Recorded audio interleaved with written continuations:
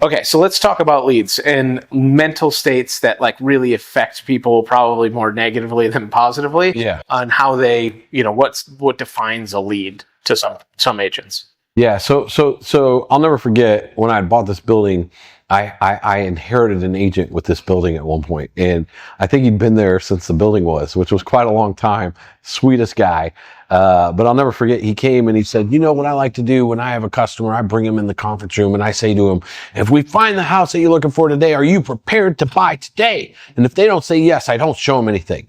And I always wanted to ask him when he was going to get sick of poverty, because like that's what that results in, right? Like if you are going to prejudge every single lead, every single book by its cover, if you're going to have these high stringent requirements that are self-serving, you're going to ultimately lose. And so if your questions to people are around those type of things, or, hey, I only want to work with, I saw somebody the other day, they said, I only want to work with customers who are pre-qualified and ready to work with me. Well, how are you going to ascertain that if you don't take the time to have a conversation, right? Like if you don't care enough about the person to at least do that and have a conversation and get curious, you're probably not going to have a lot of success in the business.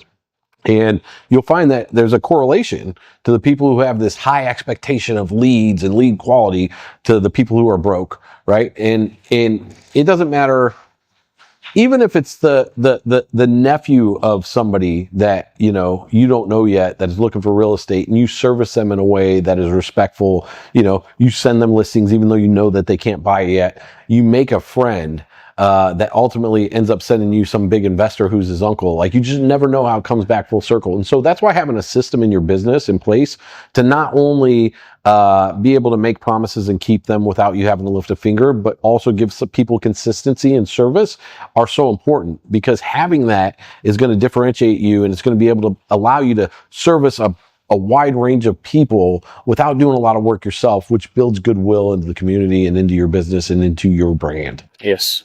And it's so funny how the brand thing, there's so many people that are concerned about their brand. Don't start. Right? Yeah. And I was listening to something recently, and Hermosi was talking, and he said, no one cares about your brand if you're poor. Like, you're worried about, what people are going to think about you because you're reaching out too much. Like, if you're poor, who cares? Like, you can't consider it, Most of the time you can replace, when they're talking like that, well, I'm afraid this is going to affect my brand. You could replace the word brand with ego, right? Like, I'm afraid this is going to affect my ego. Because at the end of the day, the thing about real estate that is so daunting for most people, especially as they're getting in or building or maybe haven't become a mega agent yet, is putting yourself out there publicly where you could fail publicly too, right?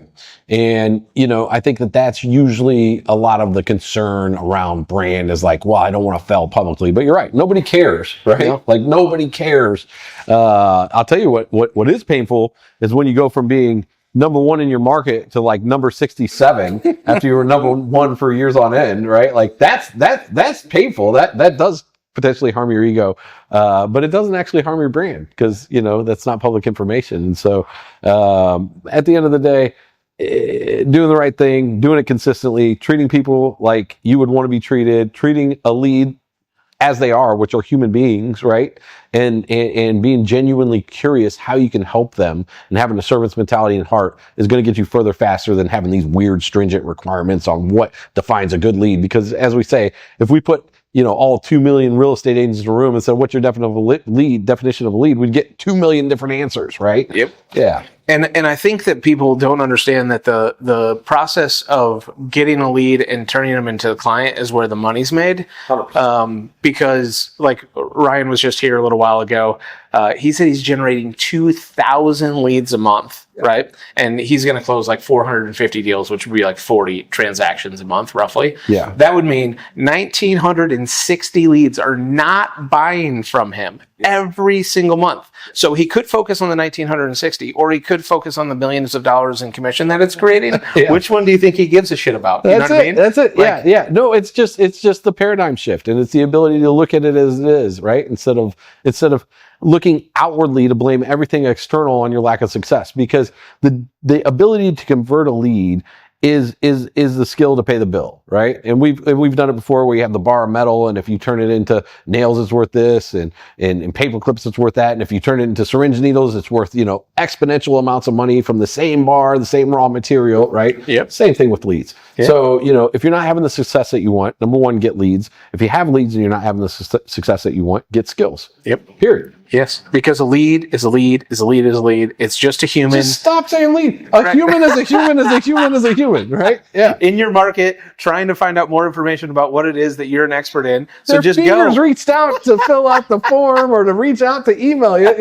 They got all the same things we got, right? Like, yeah, they're just people. Oh, it's a waste of my time. Oh boy, I didn't know your time was so valuable.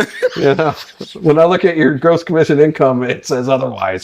I shouldn't be so mean. I shouldn't be so bad, but it's true. It's true. It's true. Sometimes you got to punch them in the nose and hand them a handkerchief.